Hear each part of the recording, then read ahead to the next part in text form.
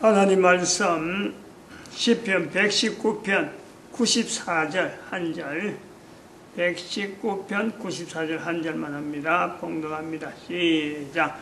나는 주의 것이오니 나를 구원하소서. 내가 주의 법도를 찾았나이다. 아멘. 주의 법도를 찾았다. 주의 것이다. 94절. 나는 주의 것이오니 나를 구원하소서. 주의 법도를 찾았다. 지난 시간에도 이 말씀을 우리가 했습니다. 주의 법도를 찾는다. 아브라함은 주의 법도를, 어떤 내용의 주의 법도를 찾을까? 이스라엘의 민족을 자기를 통해서 나타날 것을 바라보면서 아마 찾았겠죠. 그거 찾은 것을 찾고 있다라는 것을 후손들에게 알린 겁니다. 그러니까 후손들이 두고 아브라함의 후손이라 하는 그것을 가지고 땅도 없는데 민족도 이런 형성이 안 됐는데 그 후손들이 조상이 찾았던 땅을 이룬다, 민족을 이룬다.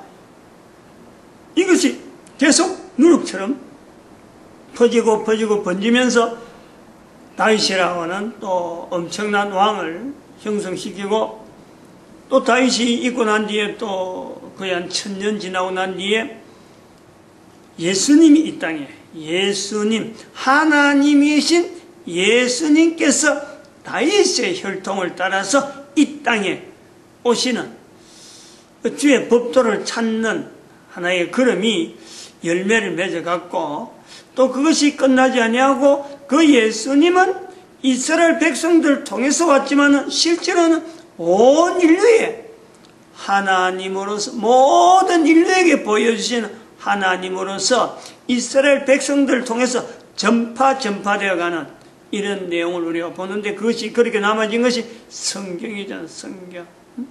그래서 성경을 통해서 우리는 또 2012년이라는 분명한 또 연대를 맞아서 예수님 오시고 2000년 지나서 주의 법도를 찾았던 그 이스라엘 백성들, 아브라함 때로부터 다윗까지 엉성하게 한 1000년 동안에 그 몸부림쳤던 그것이 이제 예수님을 통해서 중간에 한 번 더 확답을 받아서 전 인류에게 퍼지는 하나의 과정을 가졌다. 그런다면은 그로부터 2000년 지나서 2012년에 대한민국에 있는 목사를 통해서 이걸 이제 공포를 하잖아요.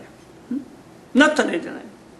근데 이런 나타내는 것이 한 가지 징후, 1945년에 이스라엘의 해방, 요거 하나만 보고 나타나는 건가? 이건 아니죠.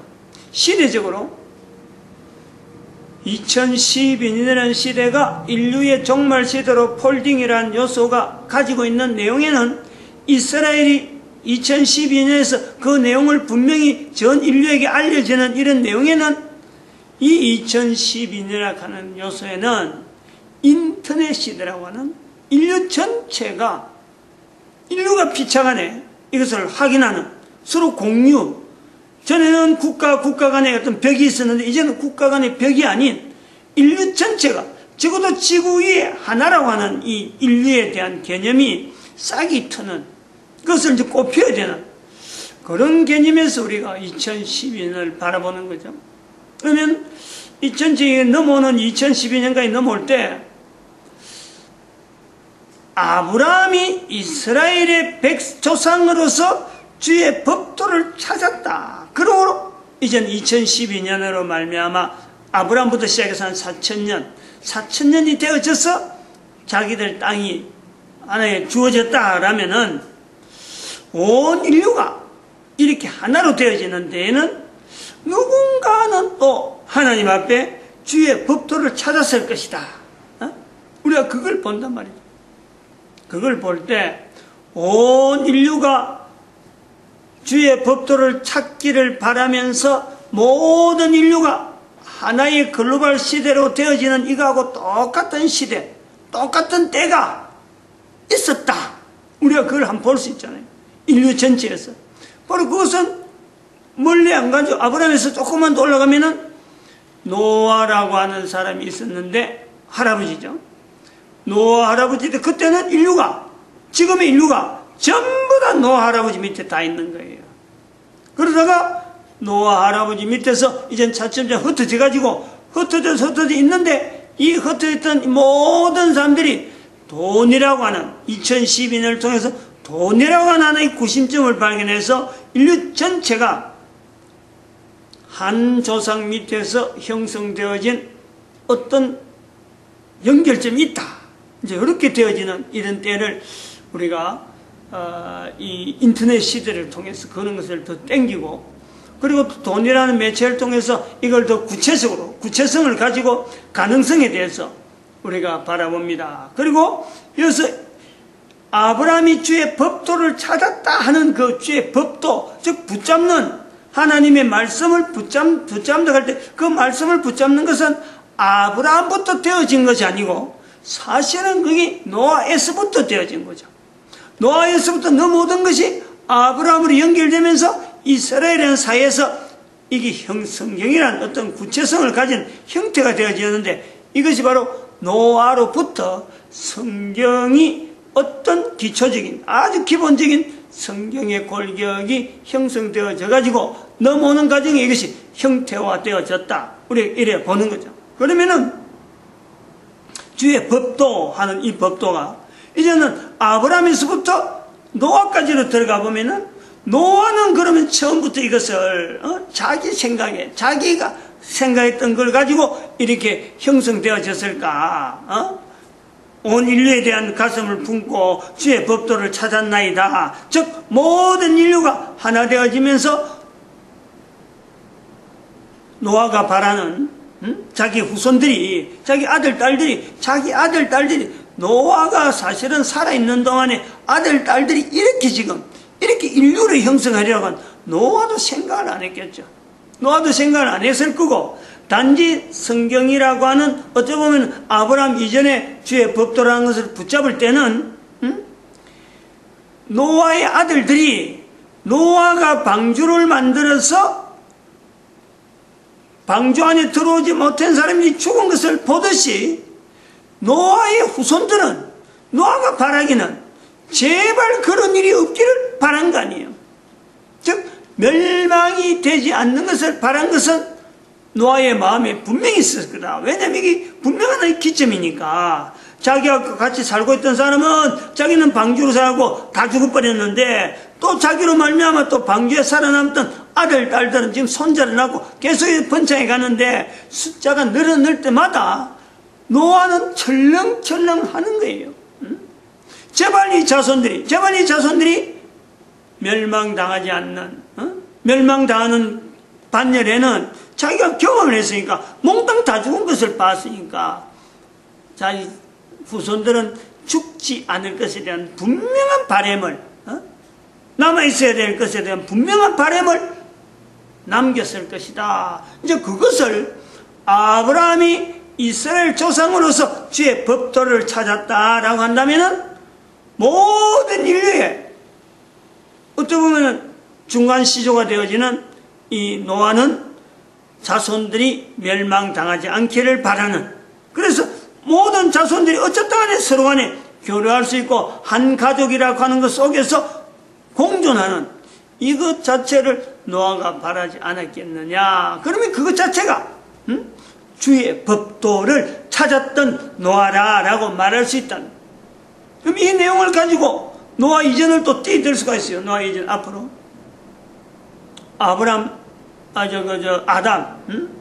아담에게도 갈 수 있단 말이에요. 아담에게. 여기까지 가면은 지금 현재 있는 모든 인류에 대한 여러 가지 개념이 현재 성경 속으로 들어갈 수 있는 자세가 된 것 같으면은 노아 이전도 훨씬 뛰어들어가겠지만은,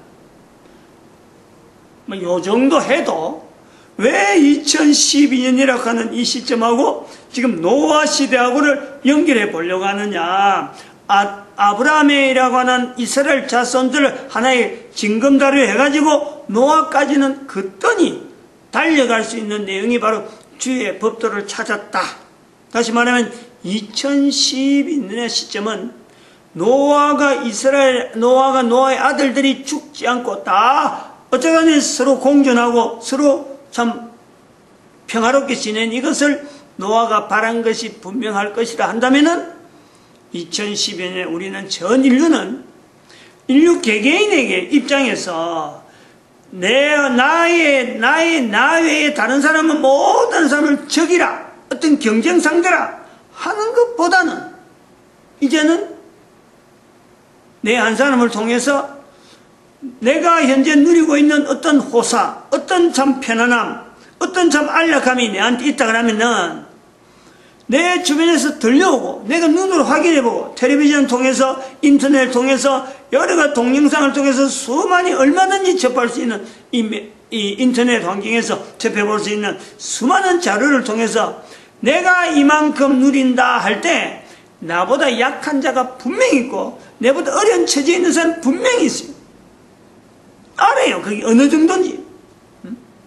같은 나라 안에서도 있고 나라 밖에 수많은 다양한 환경 속에서 내가 이만큼 어떤 환경을 누린다 하는 것에 전혀 못 미치는, 그런데도 불구하고 인간이라는 그 어떤 조건을 가지고 살아가는 인간들이 엄청나게 많다는 거예요. 이런 것에 우리가 관심을 가지고, 이런데 관점을 가지자. 노아 아들, 딸들을 바라보는 그 마음에, 손자들이 태어난다? 또 정산자들이 태어난다?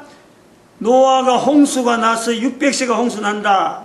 그리고 얼마나 더 사느냐? 350년을 더 삽니다. 350년. 그 950년을 사는 거예요. 홍수 나오고 나서 홍수 전에는 노아 홍수 때는 방주까지는 노아의 아들, 딸들이 막 8 식구만 있었다 치자.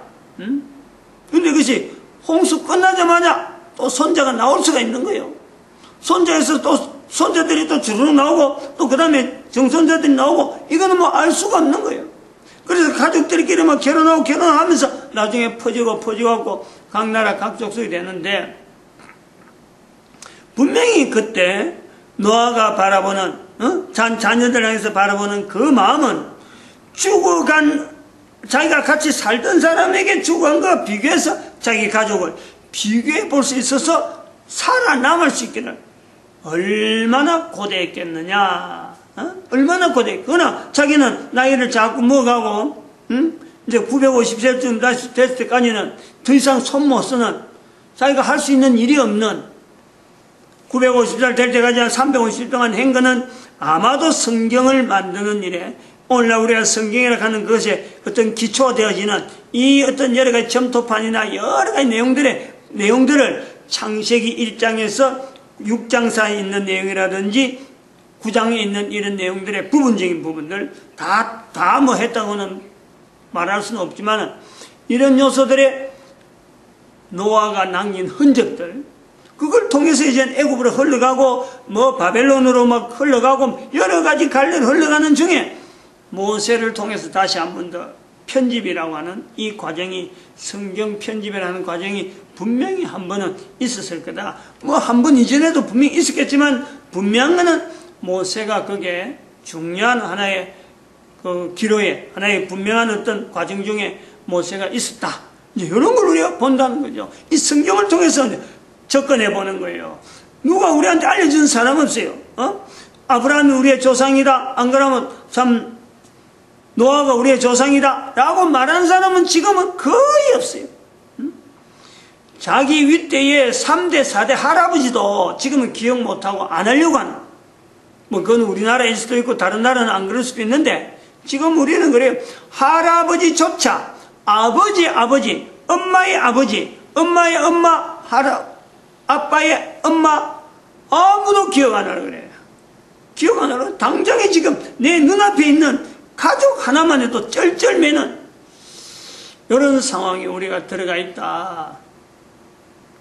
근데 이런 상황인데 내 한 사람이 지금 현재 살아가는데 할아버지도 기억 못할 정도로, 아버지도 겨우 기억할 정도로, 부모 때도 그렇고 이렇고, 또 손자 때 같으면 막 아득하고 뭐 손자가 뭐가 되든지 간에 그냥 막 할아버지가 자기 마음대로 행동하는 이런 환경 속에 살아가는 이때에, 그러니까 이때일수록 때가 지금 이렇게 되어진 것이 분명함에도 불구하고 다른 사람이 다 그래 간다 하더라도 노아가 걸어갔던 그 걸음에 내가 고민을 해보는 거예요. 노아로서 아브라함이 주의 법도를 찾았다, 노아가 주의 법도를 찾았다 라고 하듯이 나도 하나님의 말씀 속에서 바로 나를 통해서 다음에 후손들에게 넘겨질 수 있는 주의 법도에 대한 것이 내한테 무엇이 있을까 하는 고민, 내게 분명히 자손하고 관계되는 거예요. 자손하고 관계 안 되는 것은 지금 법도가, 지금 여기서 말한 내용은 법도가 아니란 말이에요. 그래서 나를 인해서 형성되어질 자손, 내가 지금 바라고 있는가? 안 그러면 지금 나를 통해서 형성되어진 분명한 자손이 있는데 이 자손에 대해서 내가 법도는 어떤 것에 법도를 내가 붙잡아야 되느냐? 그걸 어디서 구할 거예요? 학교에서 가르친 지식 가지고? 안 그러면 뭐든 친목계나 뭐든 단체에서나 나오는 어떤 강령이면 강령, 안 그러면 무슨 규약, 어떤 뭐 이런 법령? 이거 갖고 할 거예요. 이 법도라 그러니까 국가 법률을 갖고, 국가 법률 한 종목을 가지고 대한민국 뭐 민주공화국이다 하는 이런 식의 어떤 표현을 다른 사람들이 나타내는 거로 할 거냐? 그 분명한 거는 아브라함이 주의 법도를 붙잡았다, 이스라엘 백성들이 주의 법도를 붙잡았다, 또 노아가 주의 법도를 붙잡았다. 그 범위가 성경 안에만 해도 그 내용이요 어마어마하게 많아요. 어마어마하게. 후손들을 생각하면서 또 선조를 생각하면서 내가 한 사람으로서 주의 법도를 붙잡는 이거는요 성경에 아주 중요한 어떤 내용이 되어지고, 이것 때문에 우리가 2012년이라는 시점에 이스라엘이라는 나라를 보면서 분명히 하나의 인류 전체의 어떤 그 흐름에서 인류의 현재 시대를, 멸망이라는 시대를 이렇게 표현하는 이것 자체도, 2012년을 붙잡는 것 자체도, 2022년의 세월이 11년도 있었고 13년도 있는데 이것이 이미 지나가서 있는 거 없는 거 모른다. 나는 이걸 붙잡는다. 2012년에 하나님께서 인류에게 멸망이라고는 분명한 어떤 시그널을 주셨다. 이걸 붙잡는 거예요. 저 같은 경우는 지금 그런 요소가 있죠. 주의 법도를 붙잡았다. 자꾸 이것도 2012년에 계속 이렇게 외친 거 아니에요. 2015년부터 그랬던지 아마 그랬을 거예요. 2015년부터인가 불현간 2012년을 이거 어떻게 해서 언급을 해서 자꾸 남겨야지. 그냥 내가 설교에 3편 하면서 한 번씩 이야기하는 정도로 했는데 이것이 아니고 공식적으로 자꾸 알려야 되겠다. 세월이 지나가니까 나도 잘 안 쓰고 누가 뭐 참 왜 그러느냐 물어본 사람도 없고 날짜가 연대가 지나가니까 그러므로 잊혀지는 그런 연대로 해서 내가 2012년 그렇게 열심히 떠들었나 이런 생각이 들어가지고 2015년부터인가 이걸 자꾸 말을 하기 시작한 거예요. 나타내기 시작했다. 이 사람마다요 2012년 기점 자체는 분명히 기존하지만 또 다르게 성경이라는 요소가 다 있으니까 항상 뭐 펼쳐보면 다 있으니까 성경의 말씀 속에서 나는 이 말씀으로 붙잡겠다 하면은 바로 그것은 그 사람이 후손들을 향해서 바라보는 하나의 법도죠. 법도, 주의 법도를 찾았다 하고 말할 수 있는 조상으로서 후손들이 두고두고 기린다. 이 아주 유사한 내용이 있잖아요. 성경에. 이거하고 너무 정확하게 이스라엘 백성도 아니면서 우리가 성경을 이스라엘 백성들에게만 주어지는 글이다 하고 보고 있는데 실제로 성경 안에는요 그렇지 않다. 성경이 이스라엘에게 속하는 자체가 아니다. 아까 제가 노아도 그랬죠. 그 다음에 또 나중에 또 이 신약 구약 들어갈 때 구약 자체가 히브리어, 신약, 헬라어 되어진 이 요소들. 아까도 말씀드렸지만 예수님은 바로 온 인류의 하나님이시지 이스라엘에게만 제한되는 그런 하나님이 아니다. 이런 내용에서 욥기서라든지 또 나오는 내용 방금 전에 아브라함이 주의 법도 붙들었다. 노아가 주의 법도 붙들었다. 요거하고 유사한 내용이 분명한 것은 또 예레미야 35장이 있죠. 예레미야 35장. 그게 누구냐 그러면 무슨 족속인데? 내갑 족속. 응? 예레미야 35장이 맞는지 모르겠는데 내갑 족속. 응? 그 예레미야가 일부러 내갑 족속을 불러와서 포도주를 먹이잖아요.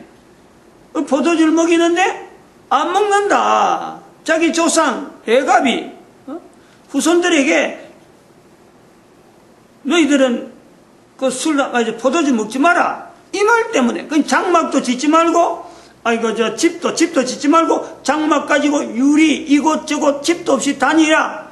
그리고 포도주를 입에 대지 말라. 라는 내용을 남겼다는 거예요. 근데 그것을 내갑이 남겼는데 거의 1000년이 지날 때까지 그 후손들이 지키고 있더라. 주의 법도를 찾았다.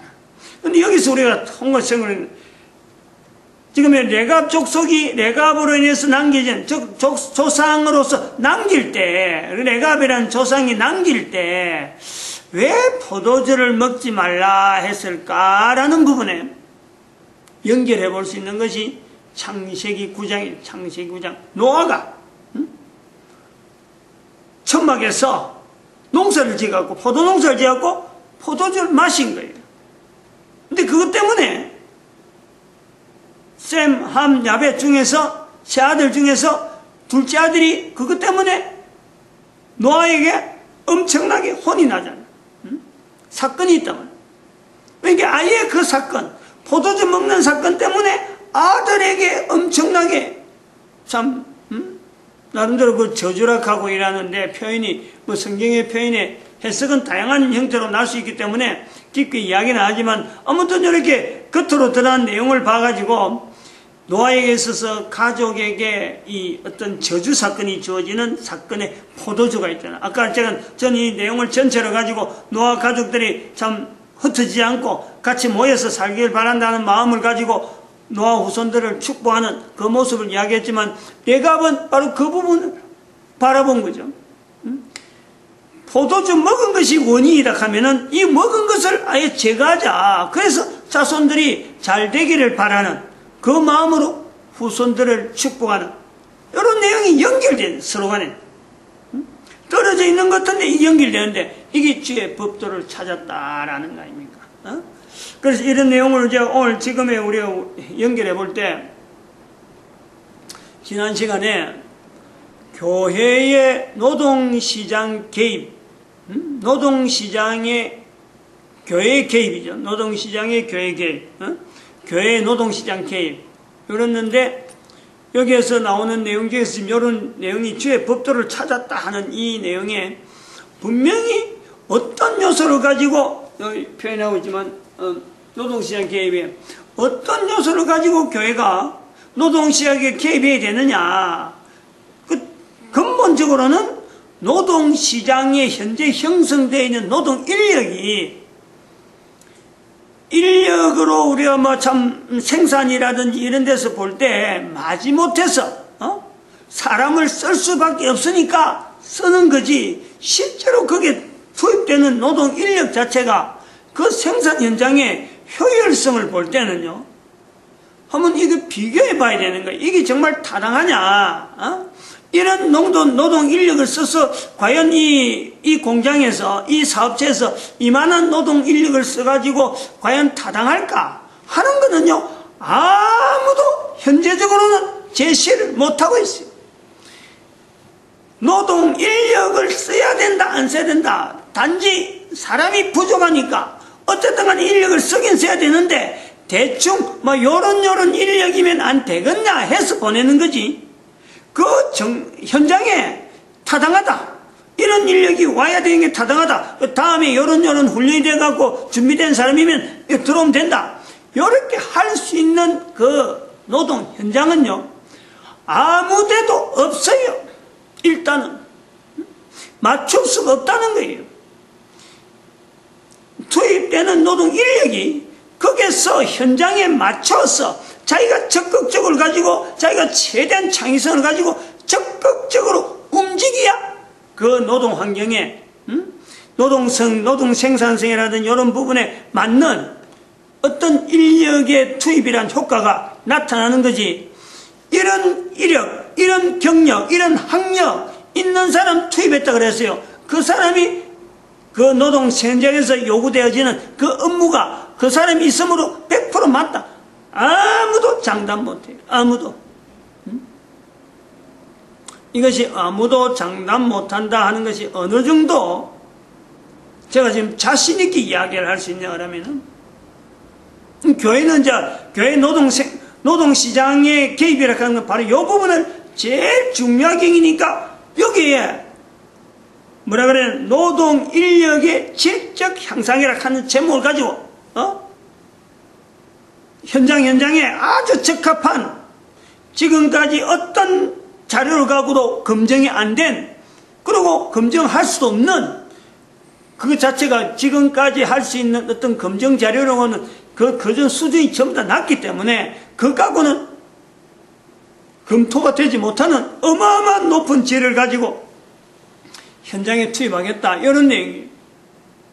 그럼 제가 말씀드리는 현재 쓰고 있는 이 어떤 노동 현장에, 노동 시장에 어떤 사람이 가지고 있는 기능과 노동 현장에서 필요한 어떤 생산성, 이것 자체에 노동 인력이 맞느냐, 타당하느냐, 안 타당하냐, 즉 정확하느냐, 부정확하느냐 라는 것을 가지고 검사하는 이제 종이 페이퍼가 있죠. 종이 페이퍼. 그거 갖고 주로 이제 그걸 심리검사라 이래야죠. 심리검사가 다양한 형태의 심리검사가 있는데, 심리검사가 옳은 심리검사냐 하는 그 심리검사는 규준 심리검사, 규준. 그 규준 심리검사를 통과를 해야, 이 심리검사는 어느 정도 타당성이 있다. 또 이 심리검사는 어느 정도 타당성이 있다. 그래, 점수가 몇 개에서 레벨이 나오는 레벨이. 그런 중거 심리검사래, 중거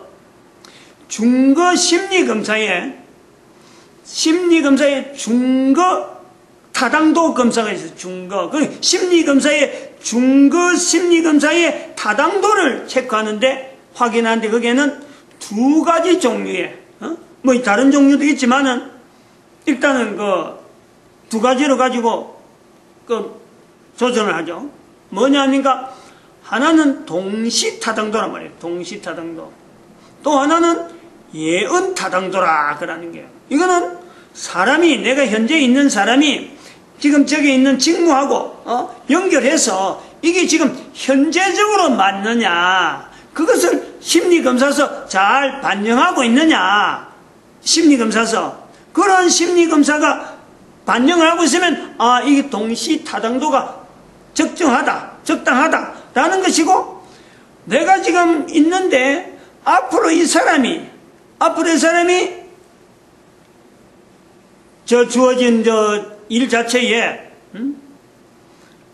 얼마나 근무를 해서 그 사람이 그 정도 근무를 해서 성과를 얼마나 낼 수 있느냐 하는, 이것은 미래 이런 것을 예언이래. 예언 타당도, 동시 타당도 이렇게 부르는 거예요. 그럼 이 동시 타당도, 예언 타당도라는 것을 우리가 심리 검사에 이어놨는데, 이 심리 검사에서 나타나는 여러 요소들이 전부 다 이게요, 사람 숫자, 글자로 가지고 요거 체크하고 이렇게 체크하고, 그 체크에 저는 항목에 따라서 점수를 다 분별해가지고, 그 어떤 점수에 어떤 항목 구간을 해갖고, 그 항목이 있던 점수 나온다, 이런 점수 나온다, 그 구간된 항목에 따라서 점수가 어떻게 나오냐에 따라서 이것이 예측된 게 맞다, 동시적으로 맞다, 이렇게 판별하는 거예요. 근데 이것이 얼마나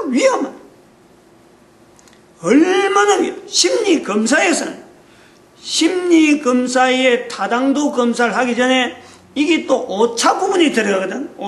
이게 오차가 맞느냐 안 맞느냐 이런 것까지 다 또 검사해. 여러 가지 경우를 막 따져가지고 신뢰도 검사, 신뢰도도 체크하고 오차도 봐야 되고, 그 다음에 타당도를 봐야 되고, 여러 가지 보는 가운데 점수로 가지고 이 사람이 앞으로 여기다 집어넣으면 맞겠다 하는 것에서 이제는 결정이 된단 말이에요. 근데 생산 현장이라는 것은, 사람이라는 것은 심리검사를 놔놓고 따로, 심리검사 따로 있고 사람 따로 있고 현장 따로 있는 거예요. 근데 내가 저 현장은요, 현장도 계속 바뀌는 거예요. 지금부터 5년 전, 10년 전 똑같은 현장이 아니에요. 사람도 환경이나 여러 가지 분위기나 여러 가지 배우는 학습이나 또 주고받는 언어라든지, 지금 인터넷 시대가 인터넷 시대 아니다, 지금은 뭐 스마트폰 시대다, 이렇게 막 변해가는데 사람도 막 그것 따라서 열심히 달려가고 현장도 열심히 달려가는데, 문항은 한 번 바뀌는데요, 이게 어마어마한 오랜 시간과 여러 가지 검증 절차를 거쳐서 바꿔져야 되는 요소가 있기 때문에 이걸 못 따라가는 거예요. 사람도 못 따라가고 현장도 못 따라가요. 그나마 심리검사란 틀이 있으니까 거기에다가 맞춰가지고 맞을 것이다. 옛날에도 맞았다. 옛날에 이 정도 나온 사람이 지금 비슷하게 맞았다. 그래가지고 그거 근거해서 맞을 것이다 라는 거라. 얼마나 위험해요. 얼마나 위험한지 몰라요. 그것 가지고 생산 현장에서는 사업을 진행한 사람은 예측 타당도, 동시 타당도, 이런 심리검사 이것 자체가 필요한 게 아니고, 현장에 지금 처절한 완전 전쟁이란 말이에요. 전쟁. 그야말로 총칼에 안 들었지만 그 생산 현장에는 바로 전쟁, 바로 그 자체잖아요. 기업을 하는 사람은 나날이 보내는 시간이, 이게 참 그 마음이 어느 한신들 편할 데가 없는, 늘 현장에서 일어나는 이런 문제하고 바로 내하고 직결되어 있는 이런 요소가 있는데, 거기에 투입되는 사람이 현장에 있는 다양한 어떤 현상들, 여러 내용들이 일어날 수 있는 요소가 있을 때 완전히 준비가 됐다가 탁탁탁 대처하는 일이 돼야 되는데, 학교 공부한 사람들 탁탁 뽑아가지고, 학교에 저 교과서 이거는 심리검사보다 더 처지거든. 한참 처지죠. 학자가 배워와서 학교에 어느 정도 공부를 하다가 그 다음에 교수니까 내가 뭐 연구 자료를 남겨야 되겠는데, 그러니까 교과서 하나 남겨야지 하면서 남긴 자료들이 교과서가 되는데, 이것은요, 배우는 학생들의 입장에 보면 구닥다리 중에 구닥다리라. 구닥다리라 그래서 미안한데, 정말 필요 없는, 정말 너절한 것들, 학자가 배울 때만 해도, 학자로서 배울 때만 해도 이미 배운다는 자체는 벌써 시대가 훅 지난 거고, 현장에서 볼 때는 이미 쑥 지나간 거예요. 근데 그걸 배워와가지고 다시 인턴 기간이나 여러 수습 기간 지나고서 세월에 가르친다 하면서 늘 가르치다가 어느 날 교수로서 또 책을 하나 떡 내놨는데, 이거 얼마나 한심한지 모르죠. 한심한지 몰라요. 이런 식으로 해서 현장에 맞는 사람들을 배출시키려고 얘는 많이 쓰죠. 얘는. 근데 구조적으로 안 되니까. 구조적으로 그렇게 나올 수가 없잖아요. 지금 그렇게는. 이제 이런 요소에서 우리 교회가 노동 인력의 질적 향상을 왜 외칠 수 있느냐. 바로 여기 주의 법도를 붙잡는다, 내가 찾았다 할 수 있는 이것은요, 이거 주의 법도는 예측성이거든. 예측성. 그리고 주의 법도는 또 다른 말로 하면은 어떤 보면 현장에 내가 능동적으로 나타나는 이 창의성이 있는 거예요. 어떻게 주의 법도를 찾으려 했겠냐. 노아는 왜 그렇게 바랬느냐. 아브라함은 어떻게 바랐느냐. 아까 또 레갑은 조상으로서 어떻게 후손들에게 그래 알렸을까 하는 거죠. 또 대한민국에 있는 목사는 어떻게 해서 2012년을 어떻게 붙잡게 되어지는가, 이런 부분이 있단 말이에요. 이것에 대한 내용을 어느 누가 심리검사라는 제도를 통해서, 안 그러면 교과서를 통해서 이걸 남길 수가 있나요? 바로 적극적으로 적시적으로 현재적으로 현장에서 일하는 사람들하고 현장에 있는 분위기에 바로 맞출 수 있는, 바로 지금 여기서 훈련을 바로 시키면서 바로 현장에 투입이 될 수 있는 이런 시스템, 그러면서 그 한 사람 한 사람의 자본, 자질 자체가 투입되는 사람 자체가 내 한 사람으로 있는 자체가 그냥 내가 단순히 돈 때문에 가는 것이 아니라 내 한 사람이 감으로 인해서 내가 속해 있는 직장이 앞으로 어떻게 발전이 되어줄 수 있는 분명한 어떤 약속이 있는, 약속을 분명히 하는, 그리고 나로 말미암아 내 후손들이 나를 통해서 분명히 선조로 바라볼 적에 평가를 분명히 할 때 조상으로서 주의 법도를 찾았던 분명히 하나의 한 사람의 조상, 우리는 그 사람 조상을 두고 레갑이 되든지 아브라함이 되든지 노아가 되든지 하는 그 자리를 지향하는 이런 요소가 있단 말이에요. 그러니까 이게 지금 노동 노동 인력의 질적 향상이라 하지만 이것 자체가 누가 비교를 하고 지금 대안을 가지고 누가 지금 내놔도요. 이게 교회에서 노동시장에 개입하는 이 내용하고는 비교를 할 수가 없단 말이에요. 여기서 이 교회가 가지고 있는 예측성이라 하는 이 부분이 있다는 거예요. 이 부분. 같이 지난 시간에 있는 내용을 한 번 더 지금 강조하는 거예요. 이 요소가 대단히 중요하단 말이에요.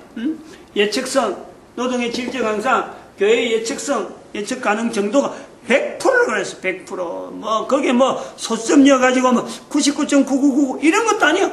그냥 완벽한 100%를 이야기하는 거예요. 왜냐하면 기준이니까. 교회가 하는 것이 기준이니까. 한 사람이 하는 게 기준이 아니에요.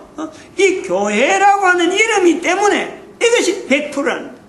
한 사람은 잘못할 수 있어. 이런 방법으로 이 사람이 이런 방법 썼다. 저런 방법 저 사람 썼다. 근데 그것이 나중에 하나의 교회가 하는 방법에서 교회가 해야 되는 방법으로서 교회가 이걸 통해서 영광 얻는 내용으로 교회의 머리 되시는 예수 그리스도께서 영광 얻는데 하면서 나아가는 거기서 교회가 라고 하는 거예요. 그리고 이렇게 교회가 하는 이 부분의 마지막 부분도 중요한 거죠. 사적이다. 교회라고 하는 것에서 하나의 부분적으로 뛰나라. 공권력이 형성되어지고 이 국가가 들어가고 개입되는, 그래서 국가가 마치 교회하고 교회를 도와줬다든지 교회 이랬다. 이거는요, 우리가 놀래야 돼요. 화들짝 놀래야 돼요. 이건 절대 안 된다. 왜냐하면 교회사에서 그런 내용으로 남겼잖아요. 교회사가. 교황 이전에 있었던, 교황으로부터 나타났던 그 교권하고 국가하고 싸웠던, 얼마나 많이 처절하게 박터지게 싸우고, 그리고 나타난 게 결국 뭐냐, 2차 대전이요. 1차 대전, 2차 대전, 지금 유엔, 성립, 이거 전체가 교회를 국가가 뭔가 도우는 입장이 있는 듯이 했다가 그 다음에 나중에 국가하고 교회하고 알리기 생겨갖고 분리됐다가 이런 와중에서요 전 인류가 2차 대전을 만나는 거예요. 그러므로 앞으로 이 교회 노동시장에 개입하면은 이제 이것이 한 국가만에 되어지는 거 아니고 다른 나라도 점차 이게 확산이 될 텐데, 아무리 약한 나라, 아무리 힘없이 시작하더라도요 교회가 시작한다는 것 때문에 한 명이라도 시작하면 되는 거지. 어떻게 국가가 이런 일을 할 건데 이런 계획을 가졌는데 국가가 좀 안 도와줍니까? 이렇게 하시면 안 되는 거예요. 지금 대한민국 같은 경우는 국가 제도가 고용노동부에서 나오는 여러 제도가 있어요. 그 제도를 통해서 사람들이 접근할 수 있는, 그거는 활용을 하는 거예요. 활용을.